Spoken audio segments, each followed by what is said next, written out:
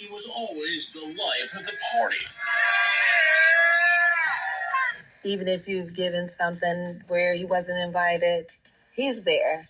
But DJ was always invited, and for a very good reason. There's going to be some good food. Dana Phillips says her younger brother could turn any ordinary meal into something extraordinary. He's one of the guys who, if there was no salad dressing in the house or if there was no special sauce of some sort, he would make it up. After serving his country as a U.S. Marine, he was very proud to be a Marine. DJ returned home and started serving up his delicious cuisine. Before I knew it, DJ had become Chef Doug. Chef Doug's catering company was red hot. His food famous throughout Detroit and beyond. He's traveled to different states to do weddings, very beautiful settings, very beautiful tables. Chef Doug means something to him, means something to the city. So on June 1st, when Chef Doug missed a big catering gig, his sister instantly knew something was wrong. His best friend calls me and says, you talk to your brother. He's supposed to be catering for a comedy show. And the guys who are the promoters are looking for him. I said, oh, well, let me call you right back. When Dana couldn't get her brother to answer his phone, she tried texting him. And my last text to him says, boy, you better call me as soon as you get this message. But for the first time ever, her messages went unanswered. No one had heard from Chef Doug since around 3:30 in the morning. And he calls his best friend and says, yeah, I'm home, and I'll talk to you tomorrow. That phone call followed a Thursday night on the town with his buddies. They're having a good time. They're popping bottles and, eating and drinking, and DJ as normal is the life of the party. But okay, so this is the story that I want to talk to now. It's pretty long. Let me see. Individual to that telephone number. How do we identify this? I'm trying to get to the part that I want to do my commentary on. It was blank. She said she didn't recognize the number, so he asked her to do him a favor. I said, can you grab your phone, go through it, type in this number, and see if a contact name pops up? She slammed the door in my face. After a couple of minutes, the girl came back and agreed to go down to the police station for questioning. It was more about just finding out who she was, who she lived with, how long she was living there, because I wanted to establish that she was there in April. She told detectives she'd been living in the house since March with her boyfriend, Trayvon Baskerville. Now I have enough probable cause to go back to the house with a search warrant. When they returned, no one was home, but the search warrant allowed cops to go inside anyway. What they found left them stunned. We find suspected blood on a mattress, a lot of blood. That suggests somebody was bleeding pretty heavily. During their search, the young lady who lives at the house walks in. What are you guys doing here? I basically say, hey, listen, we need to talk again. And she voluntarily goes back with me. After about 7 hours, she admitted that Chef Doug was at the house on the morning of June 1st. She also said he didn't make it out alive. She tells us, you might want to check into my boyfriend, Trayvon Baskerville. Trayvon Baskerville had a couple of felony warrants out for his arrest and was immediately taken into custody. He was now the prime suspect. I asked him, did he know anything about the disappearance of Douglas Calhoun? And his answer was like, no, I don't know what you're talking about. But DNA tests confirmed the blood found in his house belonged to Chef Doug. Cops knew who could help them find the body. You already told me he died in that house. Where's his body? In exchange for immunity, Trayvon's girlfriend agreed to tell them everything. We decided just to put her in the car, and we kind of just said, hey, take us to where Douglas Calhoun is at. She identified the garage and said, hey, he's going to be in a trash can in the back of the garage. Right where she said it was at, it was there. In all his years investigating homicides, Detective McDonald says he'd never seen something so callous. It was just mind-boggling how someone, a human, could take another human, put him in a trash can, roll him to a vacant garage, and just leave him there. Can't imagine why anyone would do this horrendous thing to my cousin. And when Chef Doug's family learned the reason why he had been killed, they were in utter disbelief. He wanted to do it without a condom. He being Doug? Yes. Trayvon's girlfriend claims the chef agreed to pay her $50 for oral sex, but then wanted more. And what did you do at that point? I told him no. She says he then asked for his money back, and that's when Trayvon came out with a gun. Them two started going back and forth. What does back and forth mean? They was arguing back and forth about the money. When Chef Doug asked Trayvon to step outside, she says her boyfriend shot him in the back. Afterwards, they both hid the body. Where does Trey put the body? Into the dumpster. Okay. Do you help him do that? Yes. Why? Because I was scared. At nightfall, the trash container was moved to the garage of a nearby vacant home. They threw him away like it was trash. 37 days later, Chef Doug was finally found. We were right there in Brightmoor community. We must have walked past him at least 5 or 6 times. On the day of his arraignment, the accused killer sat stone-faced as the first-degree murder charge was read. The expression was like I don't care about the murder charge. But when the judge said he was also being charged with human trafficking, His head popped up, and his eyes got real wide. Human trafficking? Where do you get that charge from? they got that from his 17-year-old girlfriend, who claims Trayvon forced her into prostitution at age 16, then confiscated all the money she earned. She claims he refused to let her get a regular job. Kept saying, why you want to work? You don't want to work for the white man. She's not a victim as far as I'm concerned. She's selling herself. Chef Doug's sister believes the teen had other choices. Just like she went home after all this happened, she could have gone home before this happened. And not only that, it happened. So, I don't agree with the lady when she says that the girl is not a victim. I believe that she is a victim. And I believe if that was that woman's daughter, she would feel the same way too. But since it's not, maybe I think she has a little animosity that the girl was there. But you heard what she said, she was scared. But, Doug, he is a victim. And he kind of, isn't a victim to me because if you're coming to get sexual favors, I don't know, maybe he didn't know that she was 17, but even if, most of the time these men know because maybe she had an ad up, and most of the women, they won't lie, but I'm thinking he didn't know that she was 17, but even if she wasn't 17, you're going into a situation where it could possibly get ugly. That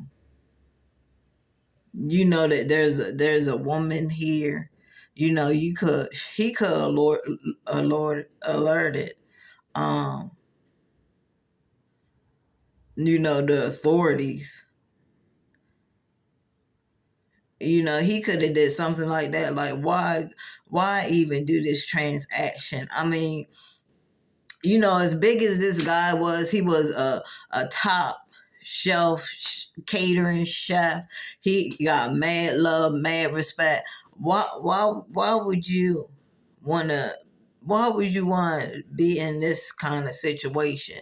I mean, if you want to have fun, party, you could call a prestige escort service, which is way different. It's way professional, way safer, because usually you go to them. You know what I'm saying? Sometimes they might come to you. Most of the time they come to you. That way you ain't gotta, go out, you know what I'm saying, and get into these crazy situations, because she was like, it was $50 for, the fellatio or whatever. And then she said that he wanted more for just the 50. Now, I've seen a lot of documentaries, and that's not flying. Like, some women gonna want another 100, or they gonna want another 200. So for him to be like he wanted the whole package for 50. He should have known that she wasn't going for that. And I don't know if he tried to force himself on her or whatever, but in the end he lost his life. And for what, $50 to get a little nay? Like, I just think that he should have alerted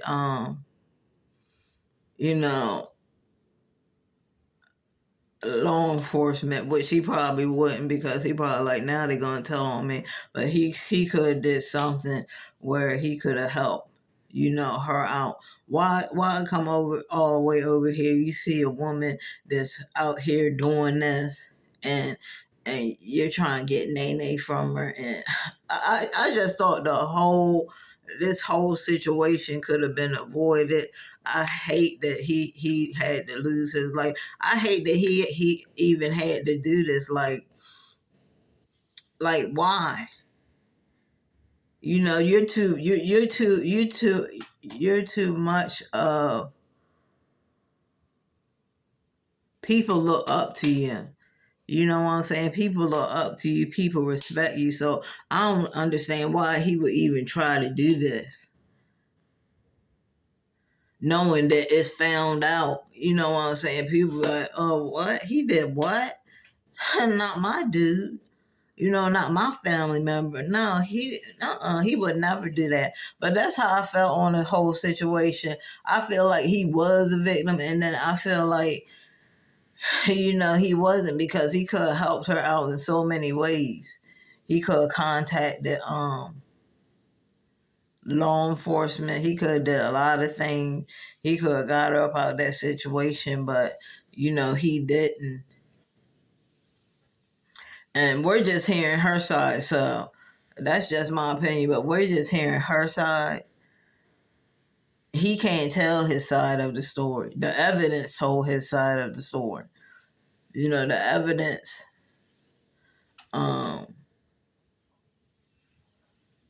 let us know that he was in that house. And that's one thing, you never really supposed to go to nobody's house for real. That's the most dangerous thing you can ever do. Meeting up on, the dating websites and stuff, you don't never go to nobody. I don't care how nice he acting.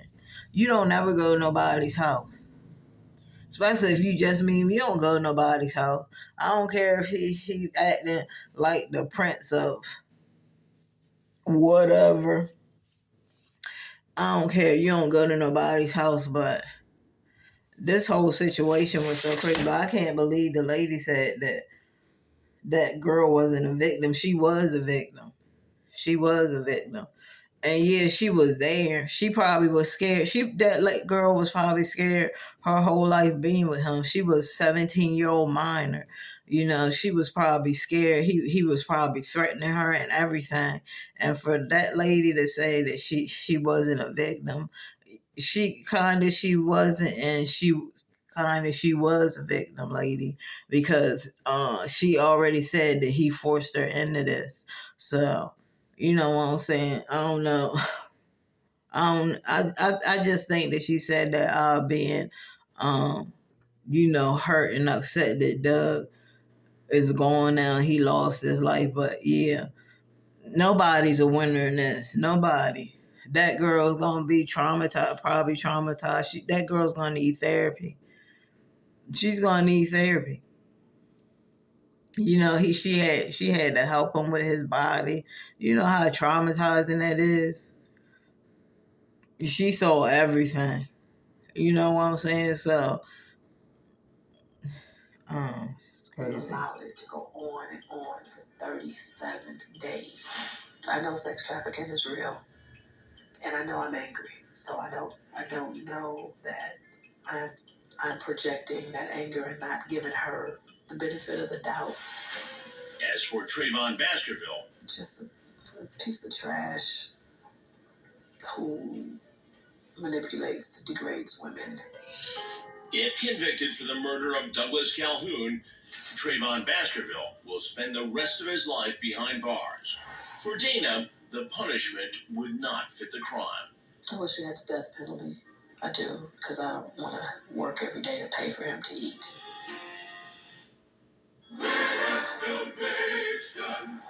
Interesting piece. Let me.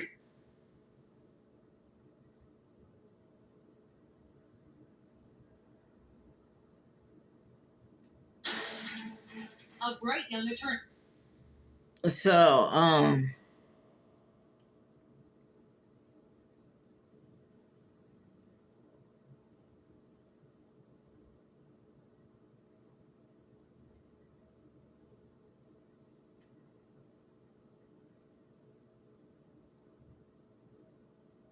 so they sentenced the dude that killed the unalive Chef Doug 120 years.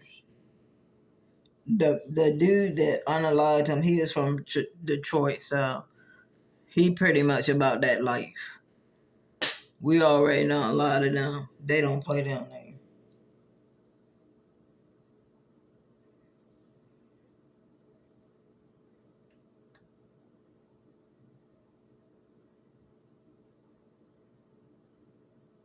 So let's listen to Chef Doug's sister do her impact statement. Punishing a man who murdered a popular Detroit chef. He was known as Chef Doug.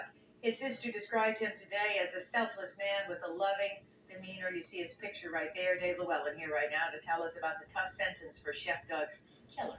Now, the Wayne County judge, Carolyn, told Trayvon Baskerville his own words on a jail phone are what convicted him. He was sentenced for murder and for the sex trafficking of a 17-year-old girl. Now, he got 60 to 100 years in prison for second-degree murder, the same for human trafficking involving a death, and 25 to 50 years for human trafficking of a minor. He was sentenced for 4 other felonies as well. Doug Calhoun, known as Chef Doug to his friends, went missing in May of last year. His body was found in a drum on Detroit's west side. Prosecutors said Chef Doug arranged a date with the girl, presumably not knowing her age. He later argued with Baskerville, and he was shot dead. Chef Doug's sister telling the court today the murder has broken her heart. Since DJ's murder, I wake in the middle of the night full of total sadness in the pit of my stomach. The pain is the way I start each and every day. Never will I forgive Trayvon Baskerville for murdering DJ in cold blood and taking our brother, uncle, cousin, and friend from us. The human trafficking victim also testified today, saying she's rebuilding her life and will never again be controlled by another person. Baskerville will serve a minimum of 120 years before he's ever eligible for parole. Carol. All right, sad story there. Thank you, Dave.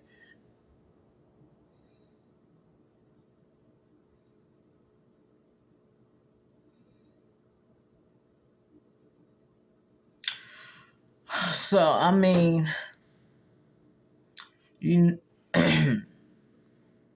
I understand that the family is really upset that this happened to him. It was a tragedy. It should have not happened. But I don't really think they're taking accountability for, Doug's part in all of this. Now, they're saying that presumably he didn't know she was 17. We don't really know that because he's not here to tell his side, so we can just say it's alleged. But he still went there, and maybe he wouldn't have went there if he knew her real age. But that was still something that was on his mind to go there. Because I'm sure if she was of age, he would have still went there because that's just something that he was going to do that night. But he still went there. You know what I'm saying? And we're hearing her side of the story, and the way she's putting it out is that he got really mad and aggravated because he couldn't get everything for $50. And that scared her. Like, if anybody's in a situation like that, yeah, it's a scary situation if you tell somebody no, and then they start getting angry and mad and asking for the money back. But you know, she is a victim and she isn't. Because she did, you know, she was still doing this act. And maybe she lied. You know, maybe she lied just to get him over there. She could have lied to get him over there. She could have, he could have asked, look, I want everything. You know what I'm saying? I want everything. And she could have told him, oh, okay, that's 50 just to get that $50. You never know. She might have been struggling that week. And he come over there, you know what I'm saying? You know, they do or whatever. And he's probably like, hey, you told me that I could get everything for 50. Like, no. And she probably could have said, no, I don't want to do it now. People can change their mind. No, I don't want to do it now. I know I said 50 for everything, but now I don't want to do it. And then everything got out of hand. So this whole story, it has a lot of bumps and heels in it, because it's like everybody's at fault in all of this. She's at fault, Doug's at fault, the guy that did it, he's at fault, everybody's at fault, because we really don't know we don't know if she's really telling the truth. Some of it I know she was telling the truth, because, you know, the DNA and the investigation told that, but we don't know if she's really telling the truth about the money transfer, you know, the money transaction. We don't know if she really told everything truthfully, of that's how it happened. I mean, that's how she's saying it happened, and most of the evidence is leading up to that. But yeah, you should never put yourself in a situation like that. If he had money and he was doing good in his business, why would you even, and you just wanted to have some fun or something, why would you even want a discount? Why wouldn't you call one of those prestige escorts, you know what I'm saying, that does it legally? Because there are people that actually have legal businesses and provide services. Let's not act like we're blind to that. Why wouldn't he call one of them? Why would he just call somebody like her, oh, come to my house and set up a house date? No, that only to me that should rung a bell. Like, nah, I'm not going to do this. This don't even sound right. Like, I can go somewhere else, have a lot of fun. You know what I'm saying? You know, my business is thriving. I'm doing good. I got to think a little bit higher. You know, that's what that's why I thought about that whole situation.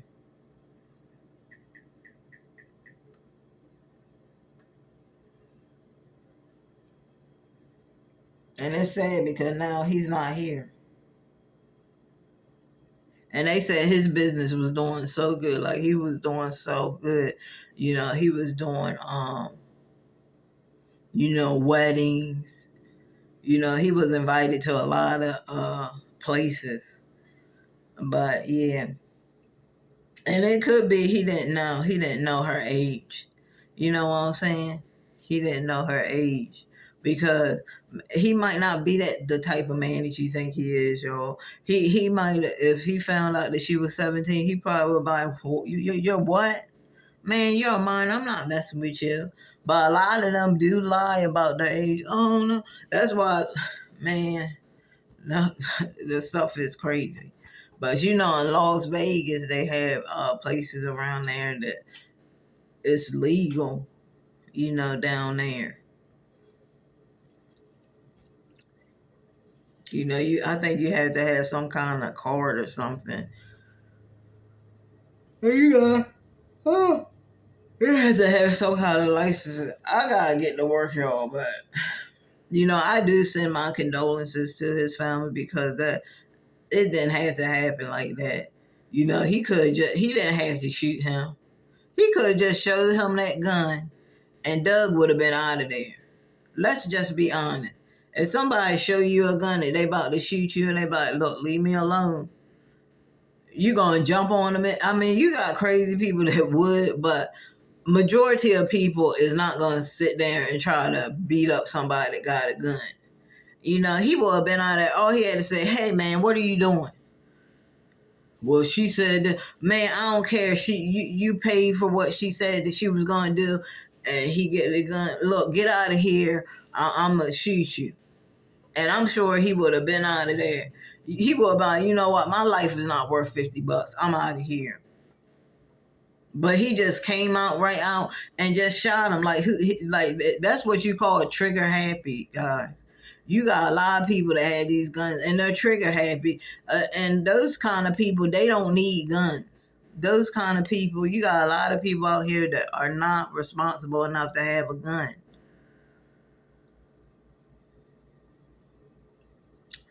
They're not responsible enough to have a gun, so that's how I felt about the whole situation.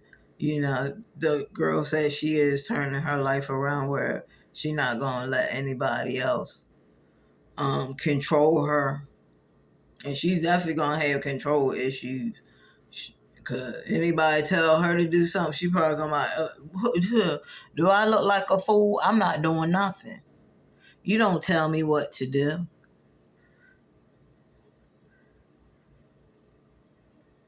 Yeah, y'all, with this. I need to get some bobby pins too, so you know, I'm wait till my husband get home. I'm gonna get some bobby pins. And I'm gonna have this behind like this. I like this look more like this. You know what I'm saying? Let me have it look around the ear like that.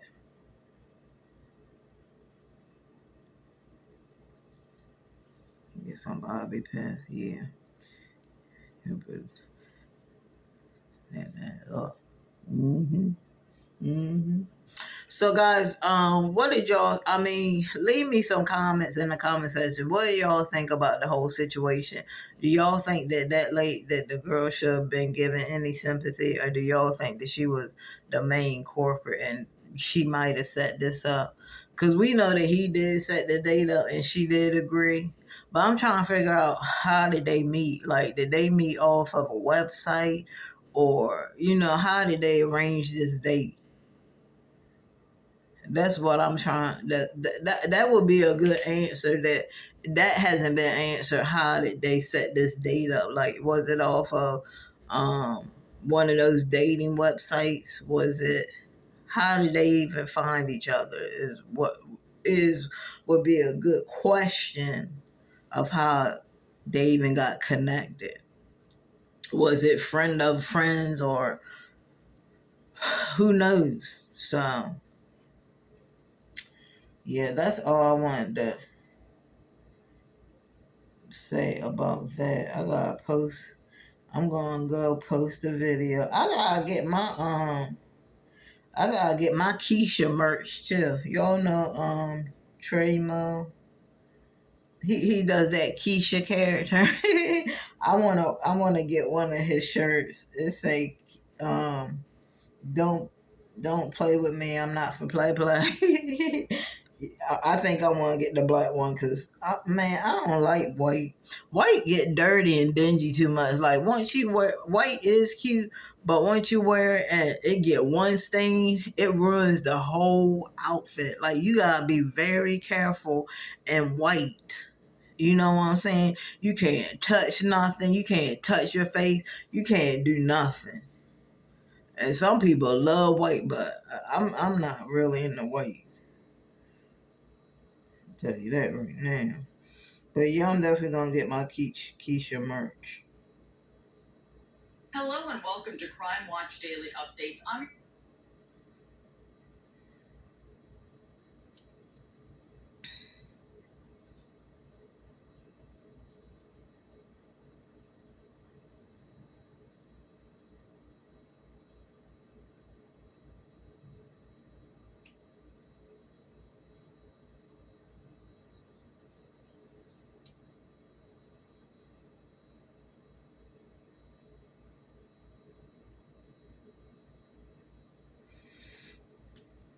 Yeah. So, guys, that's it. I'm about to get on up out of here. I got to do my school work. I got a lot of reading to do. And that's what I'm about to do right now. So, I'll see you guys tomorrow. Peace. Like, subscribe, also hit the bell notification so you won't miss another video. I love you guys.